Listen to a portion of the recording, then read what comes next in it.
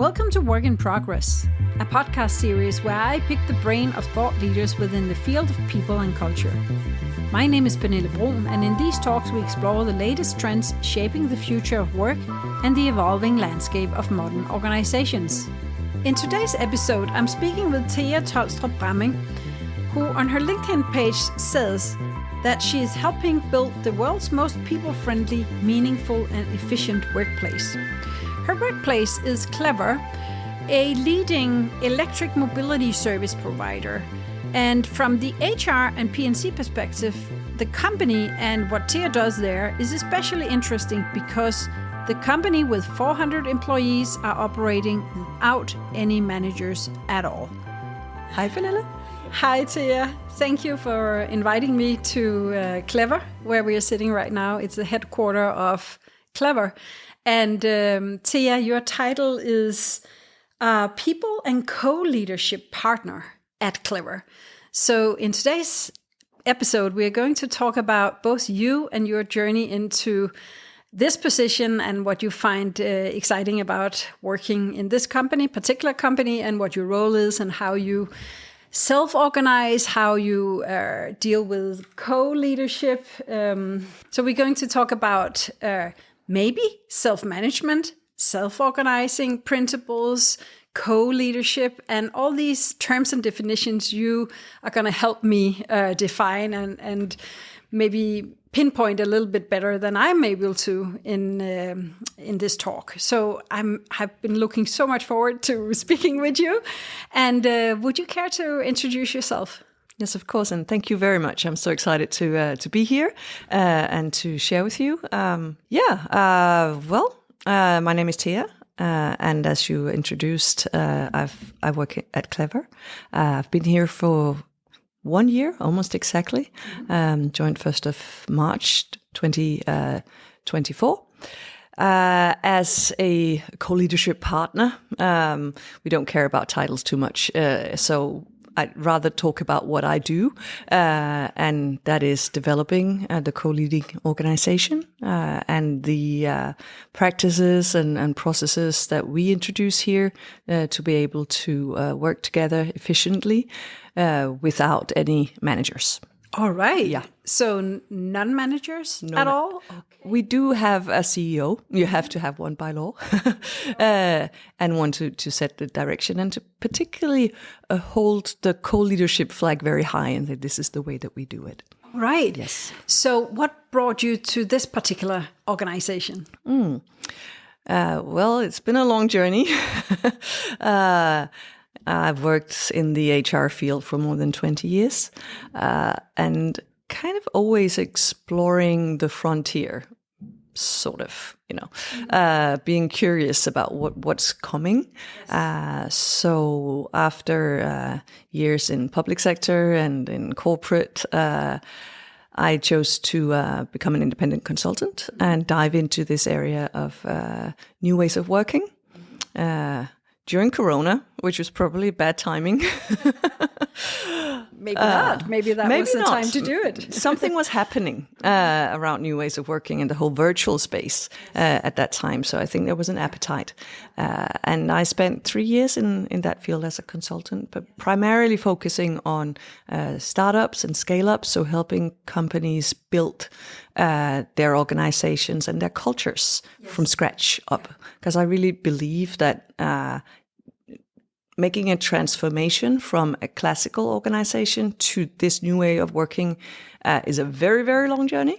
And there is a faster way at working with organizations from the very beginning. From scratch, where you can actually define from scratch and how that which is also what Clever did. Beginning from scratch in this way, almost from scratch. Yes. So I did that, and I connected organizations that were exploring new ways of working in a network, and Clever was one of these organizations. So I got in touch with the people team here, and at some point they looked for a new colleague, and that was the right time for me to join. Awesome. So you landed with good people who already saw you and knew what you were offering and what you could bring to the table. in terms of, would you say in terms of HR or people or culture or learning and development? Or what would you say it is that you bring to the table? Organizational development, development of people processes, culture. Yes. And that's interesting because you can define yourself in many ways when you work within that sphere of people and culture and HR, of course. And what I'm so curious to hear more about in this episode is exactly how you carved your own way into this by being curious and open to new ways of working. That's how you said it before. But what was it that made you interested in that rather than just maybe following the usual path or how we usually look at organizations from a more maybe hierarchical perspective and then finding your fit as an HR professional into that? Well, talking about fit, I think to some extent I've been a misfit in HR. I have a background in sociology. I was brought up in a collective, like this communal way collective, collective, and attended a socialist school. So as a child, yes. And then I actually changed into this kind of elite gymnasium and met different ways of doing it, and so I've always been had that sociological curiosity and slightly different way of looking at things rather than I think a classically trained HR professional. Yes. So you looked at it from the systems view, it sounds like, which sociologists often do, right? Yeah. Interesting. The systems view, but also the individual, like the agent. So what does the system do to the agent? How do we try and fit into these organizations that have been built throughout the past 200 years, and what does it do to us as human beings? So that's the other perspective. Like that. And what did you find? Well, I often found that people would act in ways that they wouldn't as a private person at work. So it would drive us to maybe not treat each other always as well as we would outside work. That's a very, very general level because I've worked with some awesome, amazing people and I've had really great leaders as well. It was more this, I think we have designed ways of working that were fit for a different time, rather than where we are now, and I think most of your listeners probably heard about this predict and control versus sense and respond kind of paradigm. So the classical hierarchical organization is much more of a control mechanism, where we expect people to just do what is being said and not be as creative as is needed.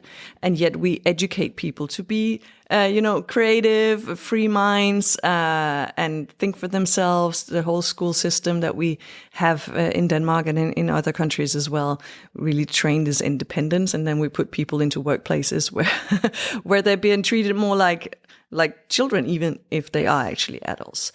So seeing what that does just made me curious. And I've been lucky enough to be in workplaces where they've also tried to change things.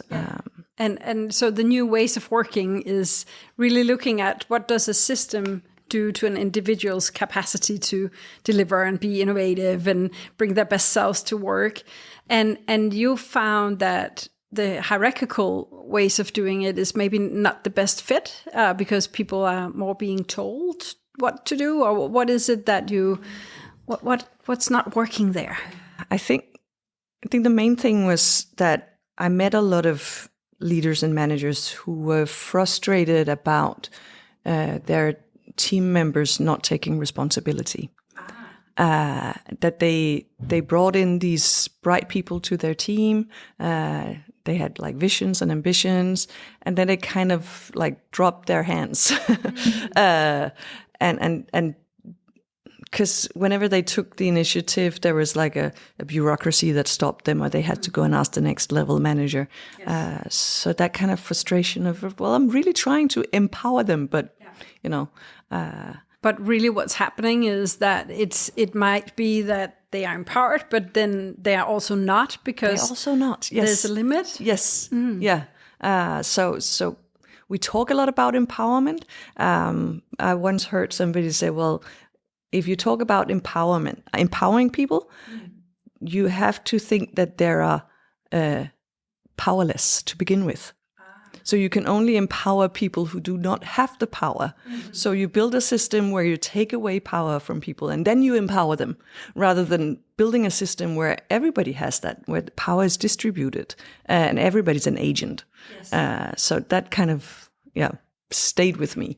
I've forgotten where I heard it, but but that's also that's a new way of looking at it, because it also must mean that there then is power in place already.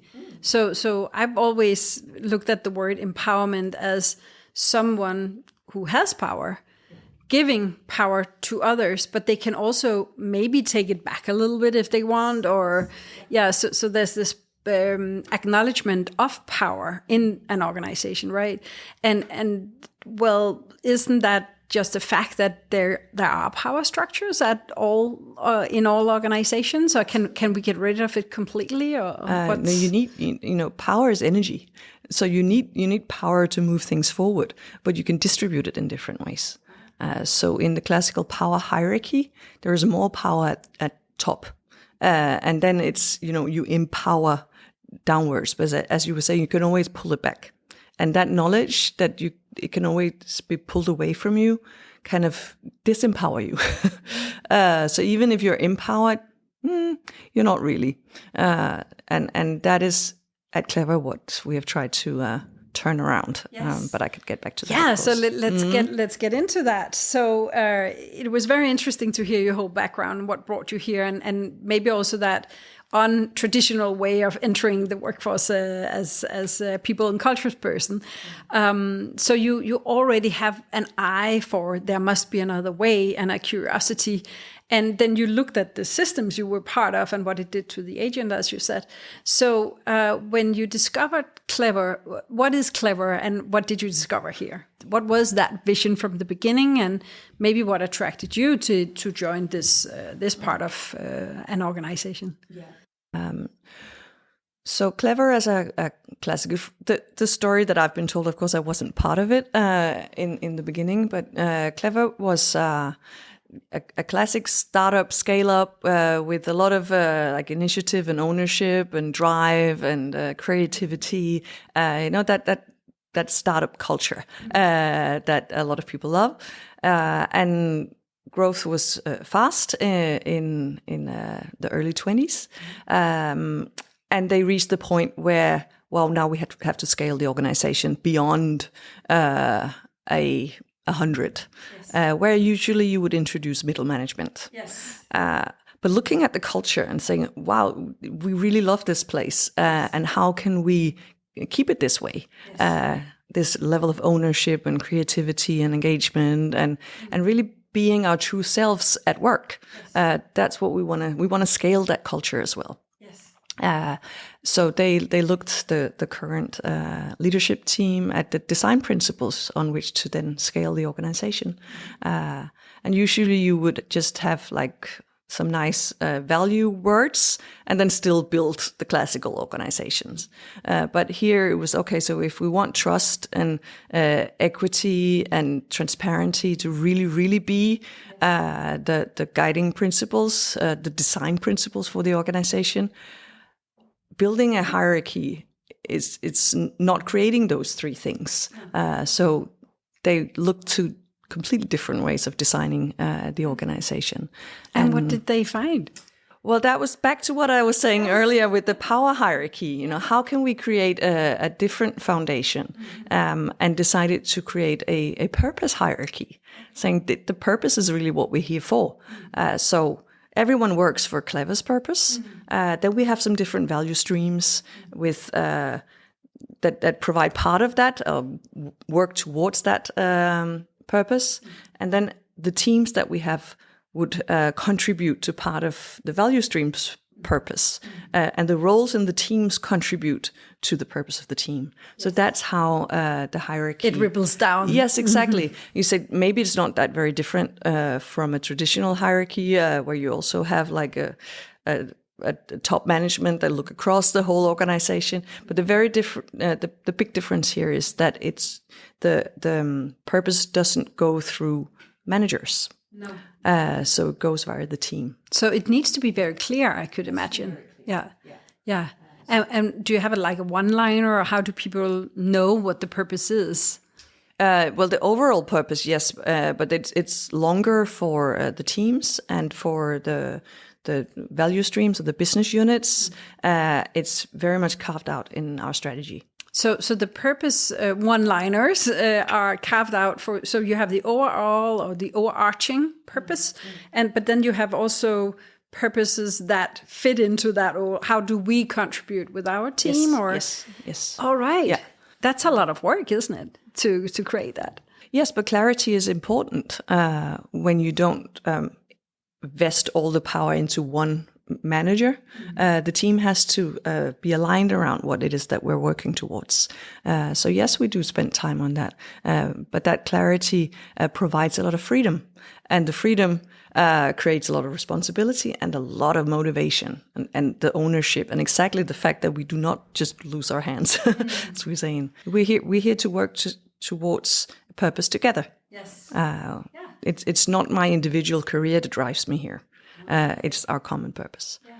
And so how does that then play out in a day-to-day business like this? So who decides, and how do you then figure out when you need a new colleague who should join the team? And do you have hiring teams? Do you have people who step in and decides if somebody should be let go, or how does it work out in a day-to-day practice? Well, all of this is something that has been built along the way. So there wasn't a one-size-fits-all model that we just took and went by. We were inspired by the sociocratic model. So there are some of the core elements from sociocracy that are still here in Clever. And can you explain a little bit maybe what that is? Yes. Yeah. So the idea of a connected organization connected through purpose. And then the idea is that the teams are what can be termed self-managed, but we call it co-leading because we lead together. We don't just lead ourselves. We have to do that as well, but it's much more about leading together around our common purpose. So the teams have to do all of the leadership together through distribution of leadership responsibility. So rather than having one manager who has to do all of the management tasks and leadership tasks, it's distributed amongst the team members. Okay. And so the co-leadership term or terminology, rather than self-organizing or self-leadership, why did you choose that term, and does it matter? It is quite intentional to talk about co-leadership, or in Danish, medledelse, that we lead together. It's more like together leadership than co-leadership, because it's not about the individual. So it's not so much about me just being able to decide everything for myself. There's a lot of freedom here, but it's freedom in terms of delivering on our purpose, a common purpose. Yeah. So the togetherness is the core element here. Yes. And that's why we went with that term rather than self. And how does it then differ from self-organizing, for instance? Because the team could maybe be self-organized, or well, the team is self-organized to some extent, but it's using some set structures so that all teams co-lead in the same way. All right. So it's not anarchy where you can just do whatever and go organize for yourself. There are some quite set guidelines as how to do it. And what are those? That's one of the reasons I would add why it is that in that way is to bind us together, because we know that we have the same roles in all of the teams, so we know how to interact and connect. So it's not, the teams are not little free floating islands. At a very practical level in the teams, again, we're inspired by the sociocratic model where we distribute leadership into three roles, plus more, but those three come from there. The purpose guardian, I do quotes in citation marks, because it sounds a bit funny, this guardian thing, but really it's about helping the team stay focused on the purpose, helping the team prioritize, representing the team in the next level of the purpose hierarchy. So that's the purpose guardian. Then you have the facilitator, who helps the team run efficient meetings, efficient and inclusive meetings. Then you have the memory, who helps the team stay organized and note down minutes from the meetings, etc. We have also introduced a number of other organizational roles. We call these organizational roles. So there's a salary role, there's a budget role, there's a recruitment role, there's a well-being role. So all of these classical leadership responsibilities are distributed amongst the team members. Yeah. And they decide themselves who get to do which role. Yeah. And so what if a team is smaller than that you can't fit in all the roles into that team, for instance? Yeah. Our teams are typically between 5 and 15. We have few teams that are larger, but then they're in the process of splitting. Yes. Because beyond that, it's inefficient. So smaller teams will, one person will have more roles, but then the role is not as demanding because there aren't that many team members. So say if you have the well-being role and you have the facilitator role, there are only 4 other team members to have the well-being conversations with, and you can also facilitate the meetings. And is it then described what the role consists of and how you can play it out? Yeah. Yeah. Do you also have some freedom there to define a little bit yourself how you would like to play it out? Yeah, absolutely. Okay. So we train some of the roles, some of them we don't. Some of them we don't train yet, so we're still developing the training. Yes. Okay. And so who decided those roles? The way that we organized was born with those three first, the roles that I mentioned first, and then the others have developed. So our finance team found out that we need a budget role in each team. And my colleagues in recruitment found we need a recruitment role in the teams. Yes. And actually the well-being role was developed by teams themselves. So at some point, one team invented this and another team copied it. And now it's something that all teams have. And we have just created a training for that role. Yes. Okay. Yeah. Because there was a need and someone saw that need and took it to the table, and then they were allowed to just run with it. Yeah. Okay. So back to my question from before, who then decides, for instance, who to hire or who to fire, and how to maybe negotiate in terms of how you should do your jobs and make sure that you serve the purpose? That's a lot of questions in one. We can start with recruitment, because there is a recruiter role, and that person will run the recruitment process in the team with the help of my colleagues in recruitment. And again, they're trained, so they know how to screen CVs, how to run first interviews, etc., etc. Of course, they will invite a colleague in who has the right professional knowledge to hire this new colleague, because it might not be somebody who's in the same role as you are. So they set a group to do the recruitment. Okay. And then so that person also screens all the people who apply and then invite them in, and who are in the interview process? In the interview process, you have people from the team. You can also invite people from a neighboring team where you think, oh, they have some of the competences that we need to get into our team.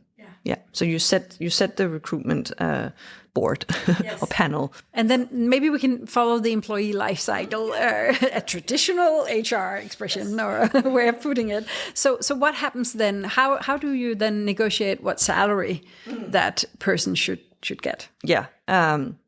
So we will benchmark externally in similar roles, and then make sure that people are at a salary level where they don't start by thinking, I need more money. And it's a fair level compared to the colleagues. And that's our salary and policy. Is that your recruitment team that then gives advice there? Then there is the salary role in the team, the only person who knows the salary of the rest of the team members. And they can get advice from our salary circle if they need to, get some. Yes, exactly. Yes. Okay. So that's the only person who knows the salary of everyone. And why did you choose to keep that confidential then? It was a decision made by colleagues. So in our salary circle, it's not us in the people team. It's not our CEO. It's the salary circle with representatives from different teams. And they decided it, yes. So it's based on informed decision making, it sounds like. Who should make the decision? It depends on where is the knowledge gathered, kind of. Yes and no. It's based on the purpose hierarchy again. So the mandate follows the task. So as the task drills out in the hierarchy to the role, that's where the mandate lies. So most decisions are taken in roles because that's where the knowledge is. So how you fulfill your job is yours. You don't have to ask a manager. No. If you have to make, there are no managers exactly, but if there are decisions, you can get a lot of input from your team. If there are decisions that will affect the full team, then the decision is made by the team via our consent decision process. If it affects the whole business unit, then it's taken to that level. Yes. And again, through a consent decision making. Yeah. So the decision power is never in one person if it is something that affects a lot of us. Yeah. Unless it is a role that is hired in with a particular competence and knowledge, and then that role gets that mandate to decide on. And then they can maybe go out and ask for advice or inputs. Yes, absolutely. Are they expected to do that? Yes. So we talk about dependencies. So you can have teams that are dependent on your decisions. Mm-hmm. So you get input from them, this advice process, which is also... Yes. So the advice process, you can look it up and look into the advice process if you want to know more about how to make informed decision making based on that model. Yeah. And then the person is hired. And how do you onboard? We have quite a thorough onboarding, 2 full days, the first when you start. With a lot of knowledge. I see some of our new colleagues, they're tired at the end of the day, but also, light in their eyes. So introduction to the company and our purpose and our products and the way we work and the team and the organization, our strategy process and everything. Is that the people team running that, or how do you do the onboarding here? Well, we own the process, but we, bring in the experts. Mm-hmm. So it's only a few things that are actually us sharing. And then we have a full day introducing to co-leadership. Yes. So understanding what it is, how we work, the core processes, the roles, the meeting structures.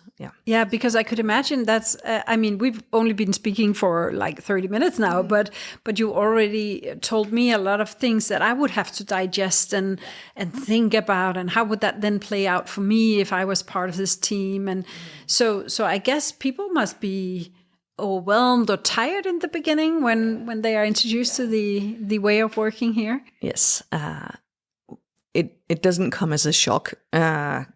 all through the recruitment process, of course, they have been introduced to co-leadership, and even in our job ads, we talk about it. So, when applying to Clever, you shouldn't be in doubt that this is a company that is run in a very different way. True.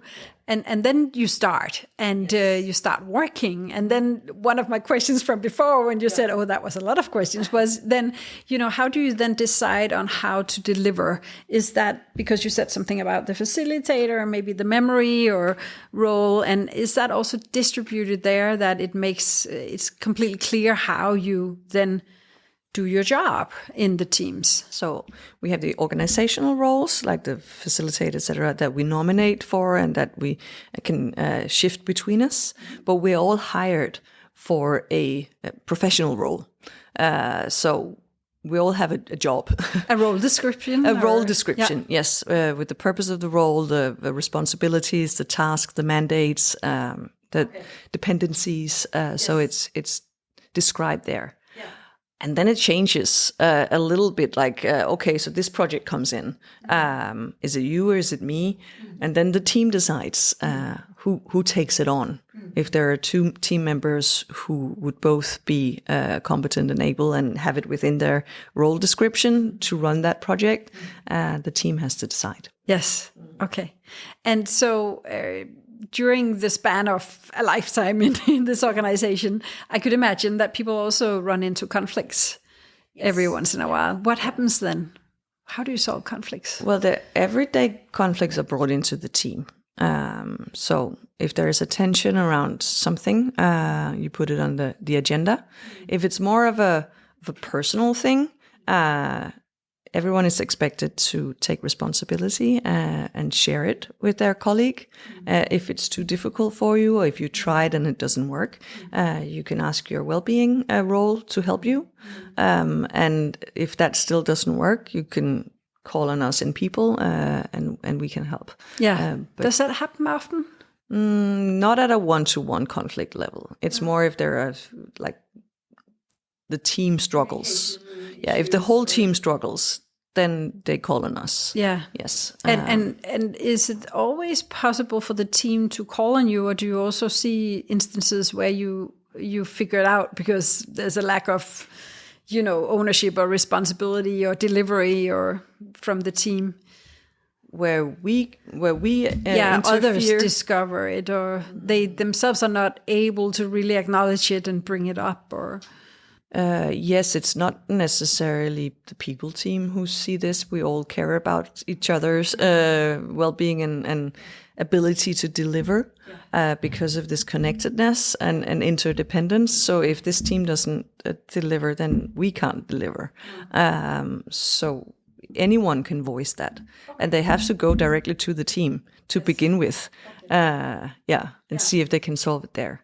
But we have this process that we call the heat map, where all teams once every sixth week have to have a talk in the team and decide on what color they are. So if they're green, all is shiny, super great, no problems at all. If they're yellow, there are some bumps on the road, but we're fine. Most teams are yellow. We also have self-aware. Yes, exactly. I mean, there's always a few bumps on the road. If you're red, there are some major bumps on the road. You do have a plan. You think you're able to solve it, but it's flagging to the rest of the organization. Maybe it's not now that you should come and ask us for, and we reach out from the people team just to is there anything we can do? If you go black, it's like help. Oh, so there's a process for that as well. That's fascinating. So, and people judge that on, I could imagine, both based on feelings and how they are feeling with one another and how things are going in the communication sphere and stuff, but also in terms of delivery and span and it's performance. Are we able to perform, and how is the team functioning? Yes, and those two are of course connected. Yes. But it can be just there's too much work, and it puts too much pressure on the team, or the team doesn't have the right competences. We have a lot of illness. It can be all sorts of things. But I think the difference here between organizations where I've been before is that you want to flag this. You want to raise your hand and get help. Whereas in other organizations, you might, you want to look as if everything is fine. Why do you want to raise it, do you think? What's the difference? Because we're together around delivering on our purpose. We're not here for our own shiny careers. So there's no need to hide it if you're not able to deliver. And maybe it might all be perceived as a weakness, maybe. If you don't. Yes, exactly. Yes. Yeah. Interesting. Yeah. So that's and it's okay to be not perfect. It's okay to be a human being with, that we have illnesses in our team and we need help. It's not like, okay, then you're all just fired. It's so important that we speak up and that we ask for help. And so it also sounds like it might require a very mature person to work at Clever. A certain level of matureness or self-awareness. There are some characteristics that we look for in people who will thrive in a co-leading organization, like generosity, like caring for others, like also wanting to perform, to being good at what you do. So yes, ambition, yeah. So is that part of your value codex or? Well, it's the characteristics that we look for. So we deliberately, yes, we have 3 interviews. Now we go back to the very beginning of the employee life cycle again. But yes, we have 3 interviews. First one where we get to know each other and find out, is there an overall fit for the role, and talk a little bit about co-leadership, but mainly around the role. Second one where we dive into often a case, but dive more into what the role actually is, talk a little bit more about co-leadership. And then the third one is a culture dialogue, where we have a culture circle with people who've been with the organization for a long time and know the culture. And they have a very intimate and personal conversation with the coming colleague, talking about these characteristics, not like, are you generous? But more like, when have situations been in your life that really formed you into who you are? And they share who they are. And it's this, we really want you, we want you to come here being who you are. And we want you to thrive in Clever.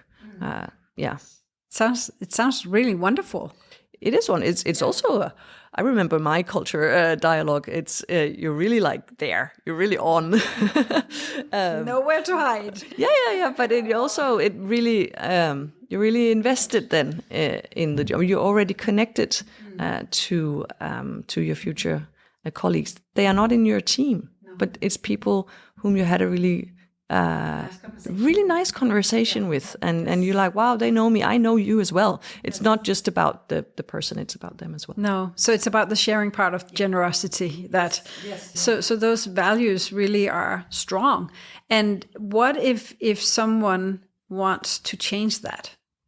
Is that possible? Because sometimes you talk about, you fire for culture fit, but others talk about, but you should also hire for culture add people who are slightly different from you, so that the organization doesn't stagnate or stifles, or that it can grow and become something else, like in an organic way. What would happen here if someone would rebel against the founding values, or would want you to do things differently in terms of that? You can always bring forward a suggestion if you feel the tension, if you think, well, to fulfill our purpose, this or that is needed. But getting back to the culture add, because I like that perspective. I think you can still add to the culture even if you have these very, very foundational characteristics of human beings, which honestly I think most people have, if you get to live them out. Again, if you're in a system that creates room for generosity, where you are generally becoming a better version of yourself by being generous to others. You're rewarded not through bonuses, etc., but you're rewarded through your contribution, your belonging, as you were saying, by being generous. Yes. Whereas if you're in a system that rewards you on your egocentrism, like giving you individual bonuses for something without having to care about other people's results, then that doesn't bring forward that, even though it's, I would argue, is innate in most human beings, this wanting to help others, yes, and exactly. be generous. Yes, yeah. So how do you reward? What if somebody has done something extraordinary?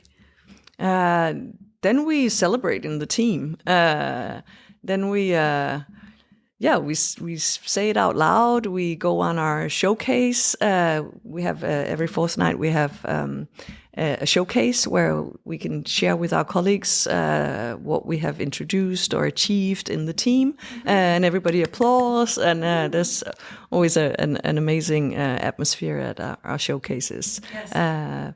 And it's so interesting. And it's always the team. Yeah, exactly. That was what I was about to say. You didn't mention an individual. You mentioned, the team and the team's effort. So that's also what you reward, right? That it's a team effort more maybe than individuals doing something extraordinary. Yeah. I mean, we see individuals as well, but it's more about seeing and recognizing each other for who we are. Yeah. We don't reward for results. No. So our salary circle decided there's no performance pay. Okay. So we reward for your competences, bring you in at a fair level. If you take on more responsibility and show that you deliver on that, then you can negotiate a salary raise. What does that do to the culture, you think? What about those people who, are there for the sell or, motivated by that? Do they not belong here? Or? Absolutely. We have some star sellers in Clever. Yes. Yeah. But you don't have to connect it to an individual monetary bonus. You still get the kick out of, closing the deal. Yeah. And you're like, yay, and the team applauds and, we made it. Yes. And yeah. That is so interesting because you've heard so much about how, especially when selling, people, they need those bonuses. Otherwise, they won't do it. And, that's really intrinsic in any real great seller that they can get that bonus. Yeah. So you rebel against that, or you found that it wasn't true, or you...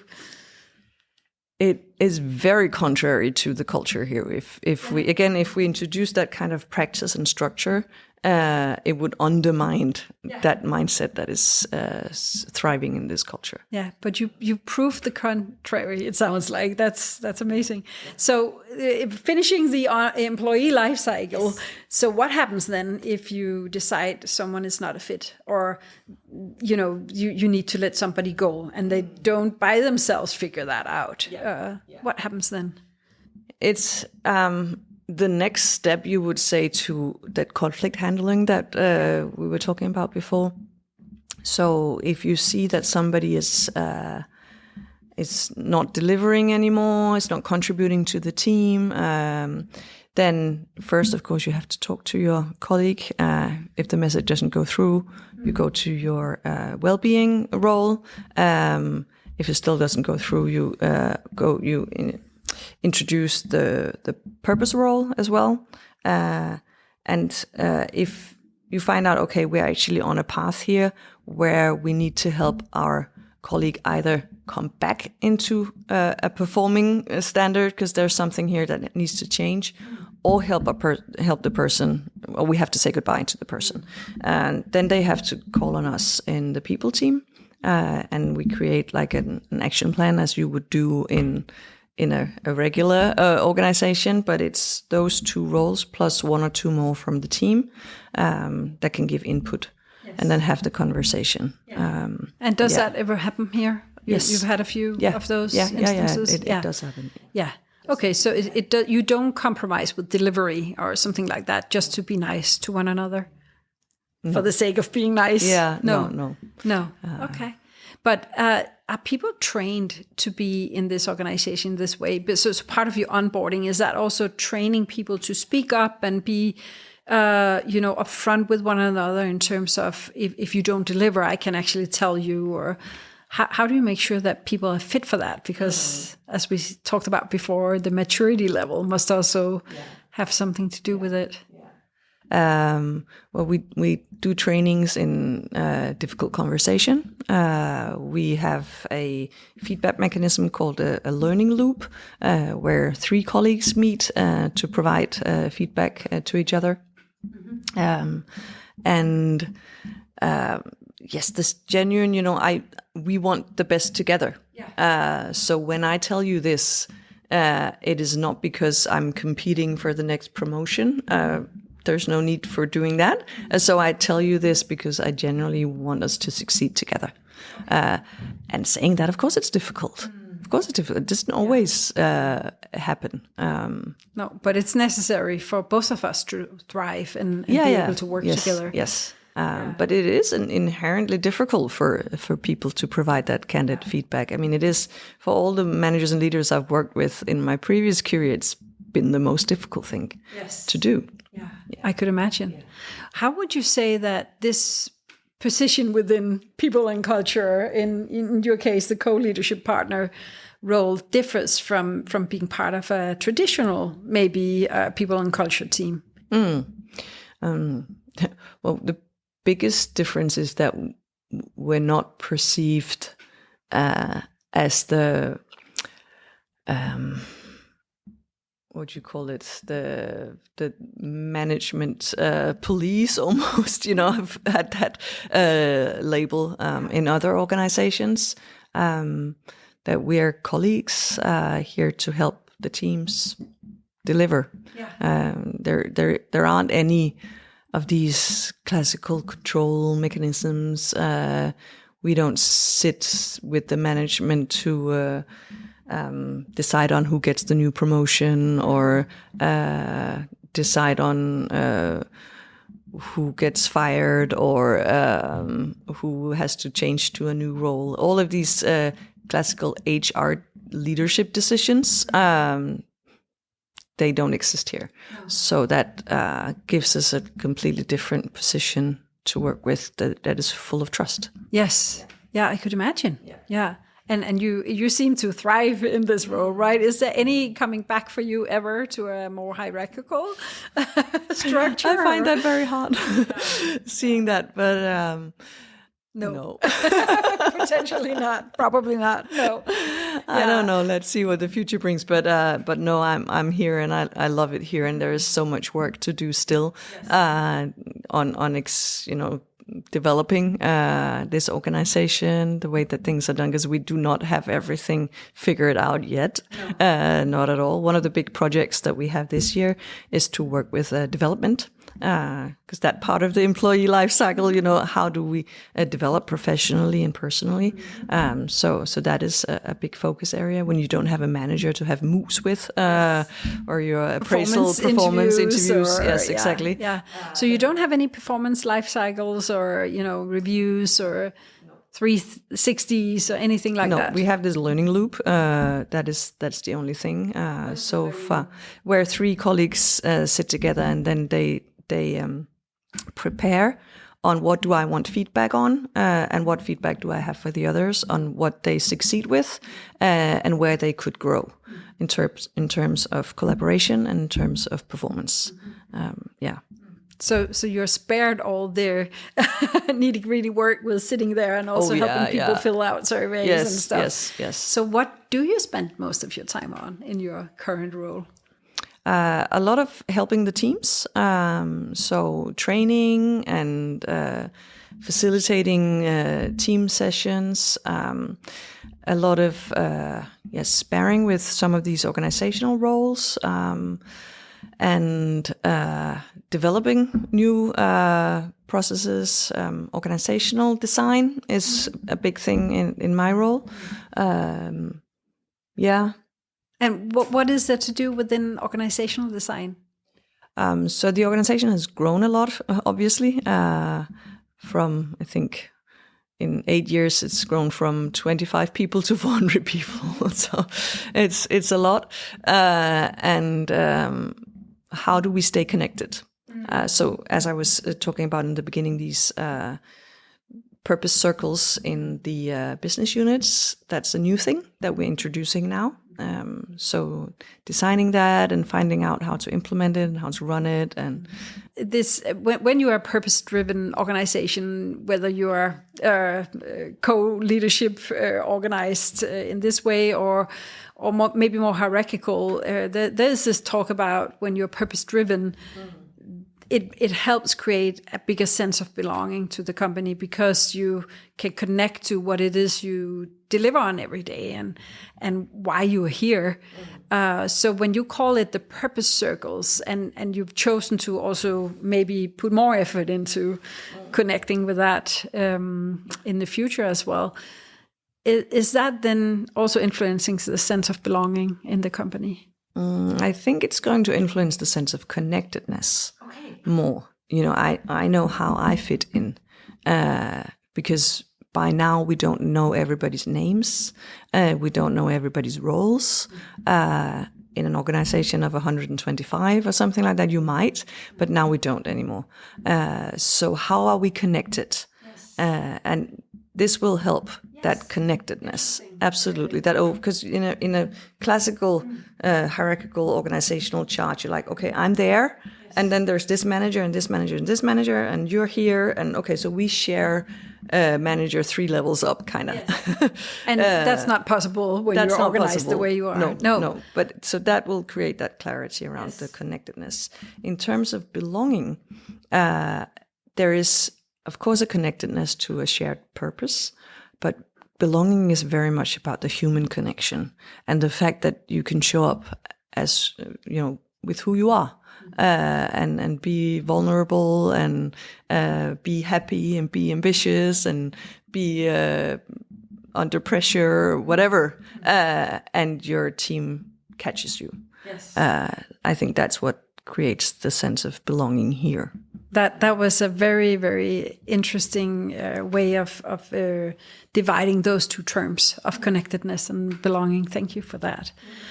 Do you think this is transferable? So what if the organization has not been organized this way from the beginning? What should people do? And do you think there is some inspiration for others here that they can draw on? Yeah. Tons of inspiration. I think first and foremost, you have to ask yourself why. Why do you want to do this transformation or make this change? Is it, just because it's trendy, or is it because you want to cut costs, or is it actually because you're interested in creating a place that's fit for humans and that's more inclusive and more efficient? And your answer will help you define whether or not you should go down this path, or at least it will define whether or not you're going to be successful. And do you think HR or people and culture professionals can drive it, or does it need to come from the top? Because you mentioned how your CEO of Clever, Kasper, he has been a driving force behind this. Yeah. If it's an all-company thing, it definitely have to be a link to the top, because they're the ones who have to let go of power. Yeah. And as long as they don't, this is not going to work 100%.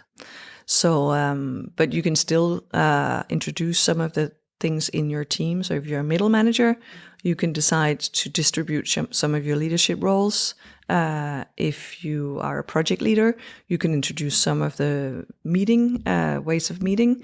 I didn't even cover that, but look it up in the sociocratic ways of meeting, so that the meetings are run in a very efficient and inclusive way by the facilitator, and anyone can introduce that way of running meetings and experience the magic of of inclusion. Yes. Yeah. Thank you so much, Thea. It's been a real pleasure speaking with you today. Likewise. Thank you for your questions. This very, very interesting way of organizing yourself as an organization, and also as a human being, finding yourself in this sphere. Yes. Thank you. Thank you, Pernille. You've been listening to the Work in Progress podcast on people and culture. If you enjoyed this episode, please feel free to share on social media. For more resources on people, culture, and working in a modern world, please visit getsession.com and check out our articles, guides, webinars, and more. Thanks for listening.